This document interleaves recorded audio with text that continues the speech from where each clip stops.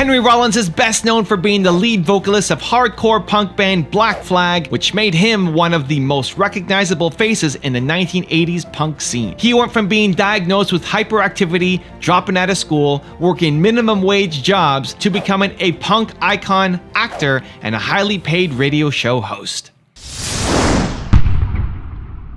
Need motivation? Watch your top 10 with Believe Nation. Top 10, I got a top 10. Got my motivation high for my top 10. Gotta learn from the wise women and men. All my life, like na na na na. For my top 10, top 10, na na na na. This one's for my top 10. Hey, it's Carmichael, and I make these videos because you are probably the most ambitious person that you know, but you also know that you're capable of more, and you get that push by surrounding yourself with the best. So today, let's learn from one of the best, Henry Rollins, and my take on his top 10 rules of success. Enjoy. Okay, let's kick it off with rule number 1. Seek opportunities. I'm a crass opportunist in that I'm really not good at any of the stuff I do.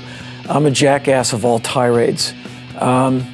When I was doing music at some point in the 80s, Hollywood directors started calling me, "Hey, you're that crazy guy. Can you act?" I'm like, "Yeah, can you pay?" Because this top ramen noodle diet's killing me. I'll try anything. And so I started my own little publishing company in the 80s to write my dumb little books, and I stayed with it. Started doing the talking shows, stayed with that. At one point, "Hey, you want to do a voiceover?" "Yeah, I'll put my voice over anything, over rice, over noodles, and over your ad." And so I say yes to stuff. Why not? And so I just go running at things. And so what am I? Not only am I an American, but I'm an Americanist, and not really a survivalist as much as one who seeks to prevail. And I think one of the things luckily, guys like me have to do everything 3 times before we get it right. Thankfully, I know that. So I know that I have to get up early and try it 5 times, because the 8-year-old will be able to get past it in 2 times. So I have to be on my feet longer, but at least I know it. And so I just go at stuff. And it served me very well, in that my resume is pretty varied, and I have a pretty interesting life. Yeah, I get to do different stuff and have a bit of access, because I just said, yeah, I'll try that. I mean, why would I hold back? Rule number 2, set up adversarial relationships. What powers me, it's not money, it's not ambition, it's anger. I'm one of those people, I wish there was a better way to say it, but it's vengeance. You laughed at me in high school, man. You said I wasn't going to be anything. Really? Like, watch this. Like, that's still pushing you at 56? I hate to say it. Wow. Oh, yeah. 40 years later. Oh, yeah, all of it. Like, my dad, he was a big money guy. I'm like, okay, you love money so much, watch me outgross you and your whole damn family combined. And I don't even care about it. I just like achieving it. And it's one of the reasons when the agent goes, okay, 5 shows on, 1 off, I'm like, oh, no, man. No, that's a day off. You put a show in there. Like, why? Because, like, screw that, man. Watch me do it. Put 2 shows on that night. Well, you think I can't? I'm just, like I said, I set up adversarial relationships. I'm not against you or anything. I'm just saying, like, I have to have something to push against, like a schedule that is like, the schedule is like Godzilla. Like, you can't finish this. I'm like, really? Man, I'm going to serve you up and eat you every day like a steak. And I just have to have that. And so I'm getting back.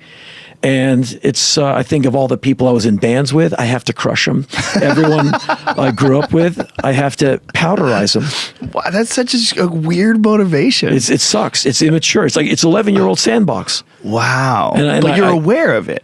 Yeah. Which makes it even stranger, because it's not something that you're just operating under. Well, you have it's controlling you and you don't understand it. No, I quite enjoy it. Yeah, because it so gets you me use over it. Yeah, like if I'm not an actor, but I go up for acting parts. So I'm like basically going in there and winging it, and I get to go up for like really big parts. There's a little bit of trepidation knowing I'm going in there, but then I'm thinking like, oh yeah, Sony, whatever, man, line it up.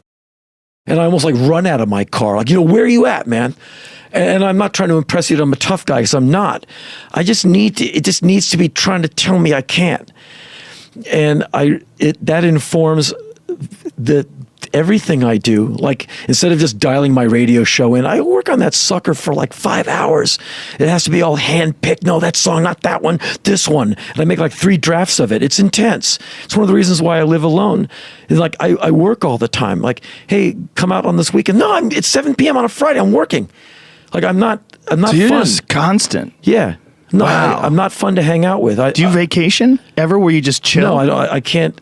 Intellectually and existentially, I can't understand the idea of a vacation. I make a joke on stage. I said, I want to come back 10 pounds lighter with an internal parasite. I want to come back with like a scar where the spear kind of grazed me, and 8 great stories and a dangerous insect in my bag. I don't want to sit on the beach and soak in the rays. I want to get sunburned by, being in the desert and figuring out how the sun won't try and kill me by noon. That's the Sahara. And so that's how I go about it. So part of your motivation is actually the perception by other people of what you're doing. Like understanding that what you're doing is so undeniable. The volume that you're putting out. And the intensity. The intensity is so undeniable. Like, I'll show you. Yeah, absolutely. Wow, that's so weird. Even with people who like me. Like, yay, Henry's here. I'm like, yeah, I'm here. Check it out. Check this out. Yeah. Here's a place you won't go. And it's not that I have any aggression towards these people. I just want to burn brightly. Yeah. And it's not about money. It's not about I'm better than you, because I don't think I'm better than anybody. I just want to explode as much as possible.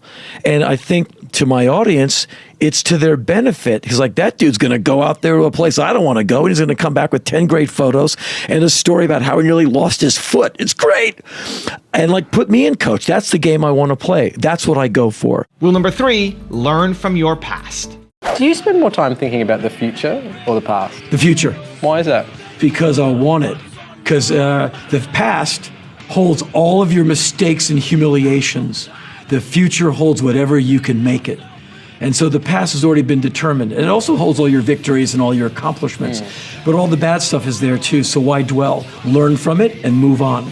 Don't ignore it and don't say it didn't happen. Don't deny it. But you don't have to dwell in it and be miserable. That happens enough to us adults already. You see someone from your past, you're like, oh, it still hurts.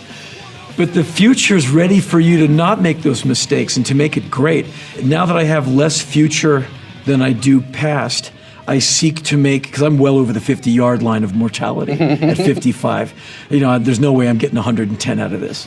I don't know. You never know. You seem pretty energetic. I'm sad. Well, it might just burn me out. But knowing I have less in front of me than behind me, why not be cool with it? I'm going to die soon. Like, oh, look, you got some time left.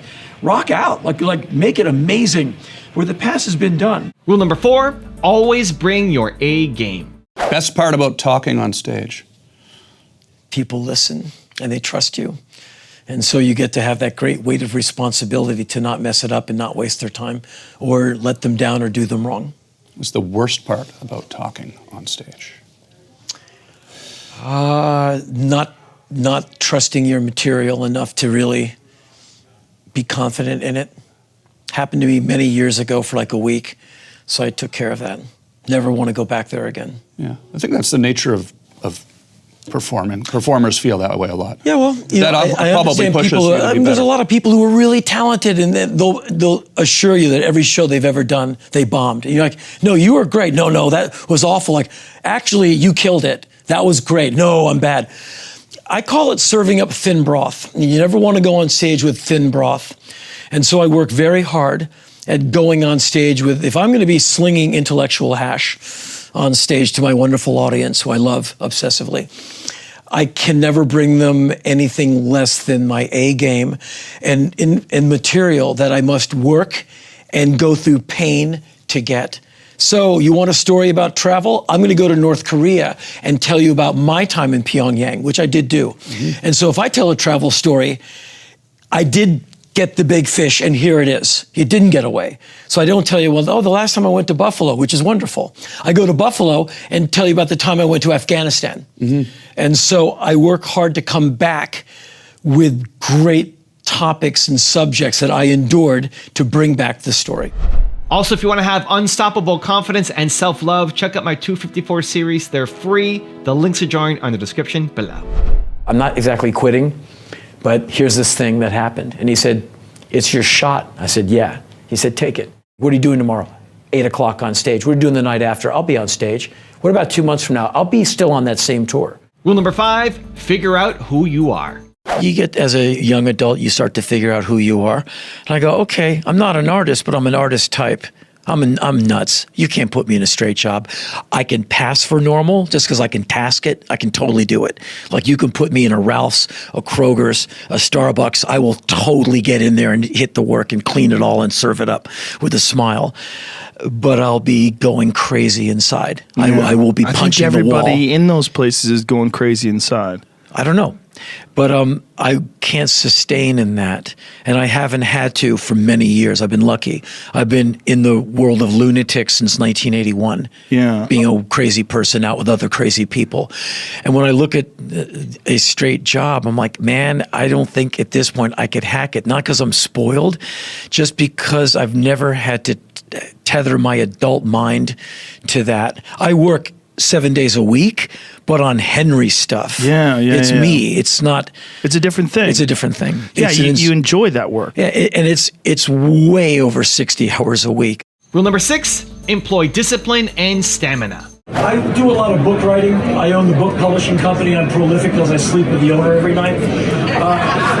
And so I have 2 books coming out this year. A project that started in 2013. It's like over 500,000 words. I've worked on this series of music books. The first one is at Layout.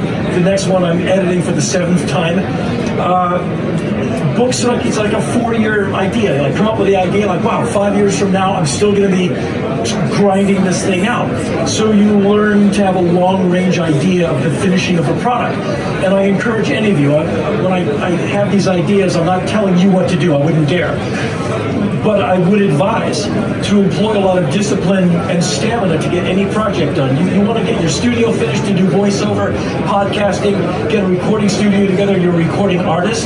It's not fast and it's not easy. So you have to be ready to lose all your friends, live on top ramen noodles, sleep on the floor, have bugs in your hair, and just do it yourself and like lose the girlfriend, lose all your friends, and be you're trying to get the gold medal at the Olympics. You're going to beat the other person by a fraction of a second.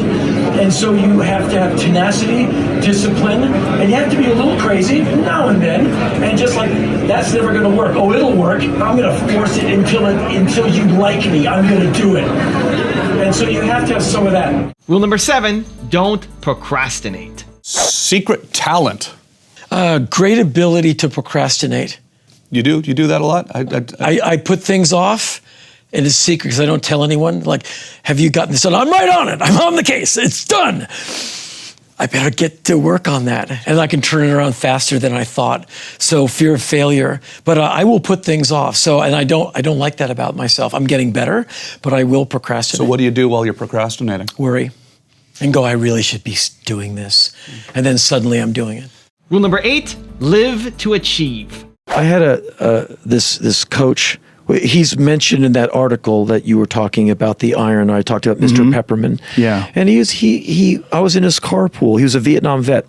And he once said to me, I have to quote, he said, you're a skinny little Gee, thank you, sir.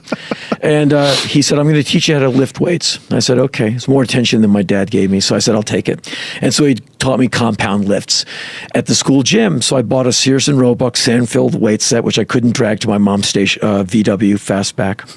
And eventually I did, by 3 months of that weight set, I'm fairly throwing it across the room because, you're growing so fast. Like your muscles are recovering overnight. You just do the same workout every day. You don't even feel it. And he said, you're not allowed to look at yourself until Christmas break after Christmas exams. And this was like in September. So I didn't. I did everything he told me to. And then he dropped me off before the Christmas break. He said, now today you can look at yourself in the mirror. And I ran home. And I tore my stupid school uniform off and I stood in the mirror and my body had definition. I'm like, wow, those are pecs. I looked like I was a guy who lifted some weights. And it was self-validating. Like, wow, I'm here. I did that. I'm looking at myself going, I did that. No one can lift those weights for you. And the feeling of achievement it gave me that I accomplished that was a shot in the arm that I still feel to this day. Wow. I mean, because it was so like, wow, you can do this. That's possible. Right. Because every other time trying to meet girls at the school dance, I had no guts to talk to the girls, so they were alien creatures. I didn't do well in school, so you could make fun of me. I couldn't throw the ball straight, so they would throw it at my head to watch me run. And so it didn't have any traction anywhere. And then when I had the weights, I'm like, wow, I'm filling out my T-shirt, man. Noticeable improvement. Hell yeah, man. Work plus effort equals results. Yeah, and I didn't make my grades better because I still, it was all of Swahili to me. Schooling was just obtuse to me. It was probably too late. I just, I was not good at sitting still. But when I had the summer jobs, that's when I kicked ass. I never had an allowance. I never, my mom said, never said, here's $20. I'm like, where'd Henry go? He's got 3 jobs over the weekend.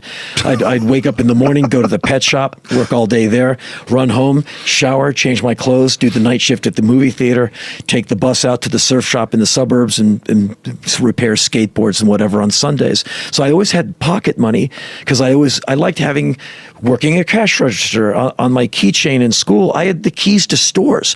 Bosses trusted me because I'd never steal. And so I would work like 20 hours a week and go to school in high school.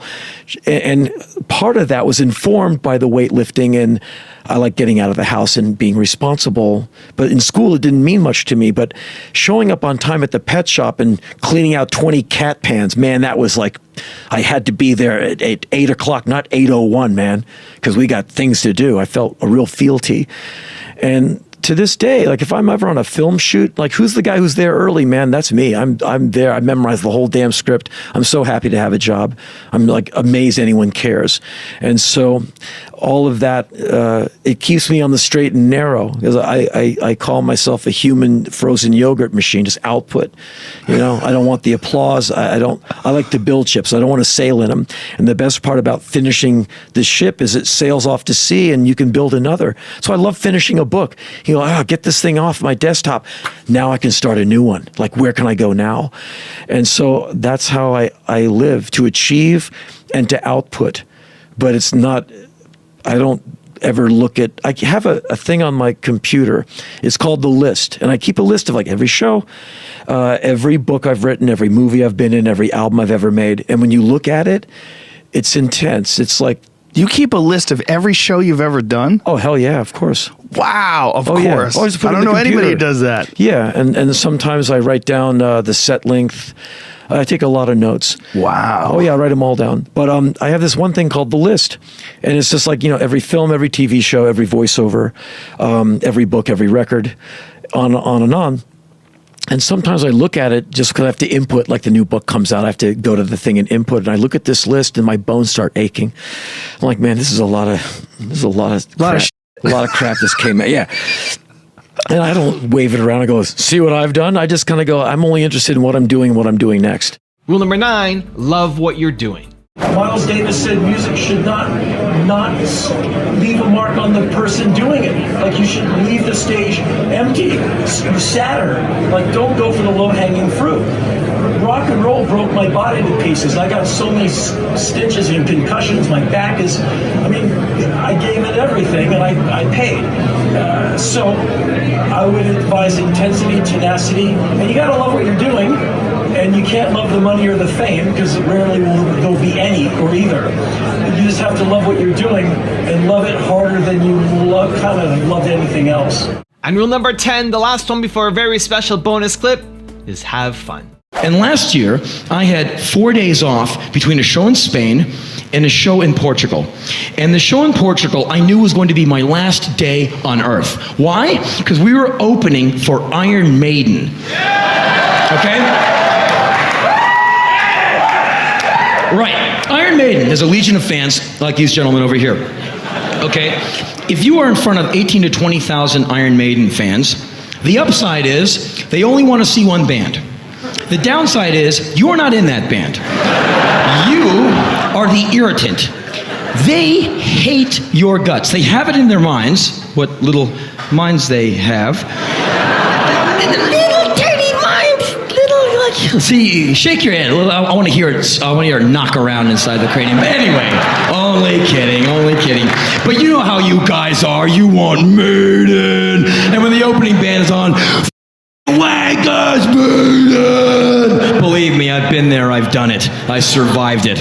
You know, my back still hurts. And anyway, so you have these people, Maiden, Maiden, Maiden. And you're like, well, we're not Iron Maiden, but boy, we sure can play a tune. You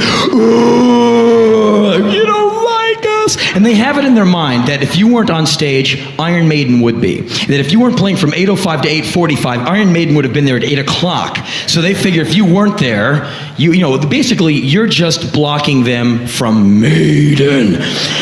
And picture the mindset of an Iron Maiden fan at an Iron Maiden gig. They've been waiting for this gig for weeks. They've been looking at the ticket every day to make sure the ink does not fall off the piece of paper.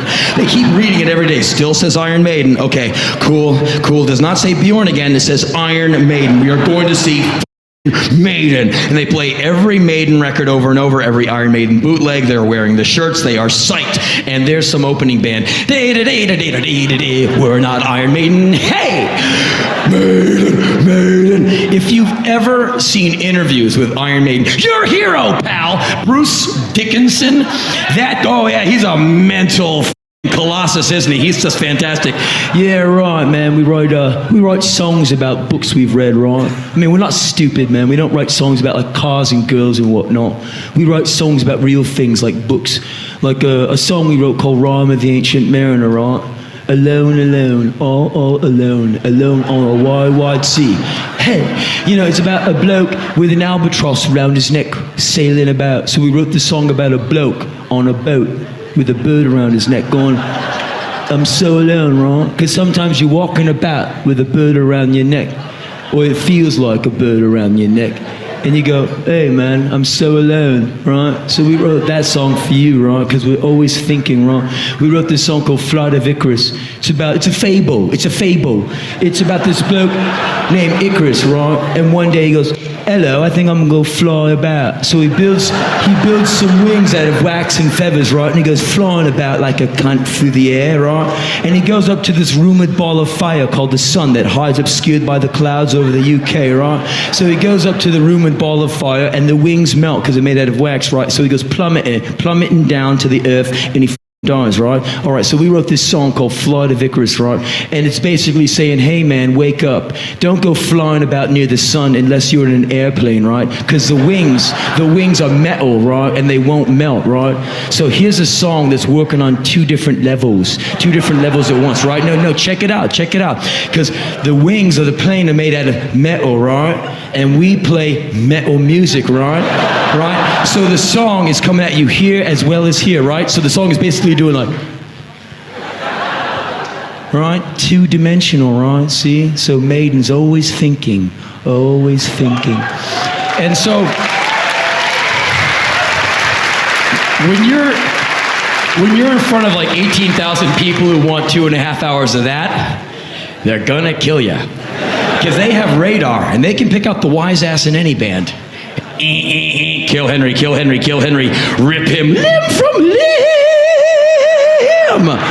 And so I know I'm gonna die. Now I've got a special bonus clip from Henry on how to take care of your body that I think you're gonna enjoy. But before that, it's time for the question of the day. I wanna know, where do you need to stop procrastinating? Let me know, put it down in the comments below. And if you made it this far in the video, you're still here watching, give me a hashtag believe down in the comments below. I want to celebrate you. We don't just watch videos here, we do something about it. So give me that believe in the comments below too. Now, a little bit later in life, how do you see the relationship between the mind and the body in the creative process? Are you all one being? Yes, it has to be. For me, and I'm not trying to sound like your yoga instructor, but for me, mind and body, it's almost more of a martial arts idea, where the physicality is attached to a thought, and the thought is attached to physicality. And that's acting class. That's every day in acting class. Attach the movement to the emotion, action, be the crazy guy, or whatever. And so for me, when I would tour with music, I'm not a musician as much as I'm an NBA player. So me and the drummer, like Bill Stevenson, who you know from the Descendants, Bill and I would go out and run for 2 hours a night after band practice. We're 20-something, we can do it. And so for me, touring was 3 months of training and diet. So by the time we're doing the first show, it's the start of the season for me. So I train athletically for tours. I eat 1 to 1.5 meals a day, and I train 3 days on, 1 day off, and I'm 57. I mean, I still train like this. I'm not touring this year, I just finished touring from last year. And this is how I am, because I can't do my work unless my body's humming. And so it's a specific diet, sleep regimen, lots of water. I don't smoke or drink, but my thoughts aren't good if my body's not good. And I can't have one without, I can't divorce the two. I can't have a body that's not working and have the brain work. And I need the whole thing to work because I said yes to a bunch of stuff which I now have to fulfill.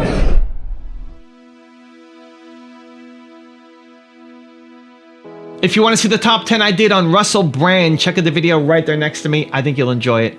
Continue to believe, and I'll see you there. There's the acknowledgement that as you are now, you are fine. I used to work obsessively all of the time. If I wasn't writing a column for The Guardian,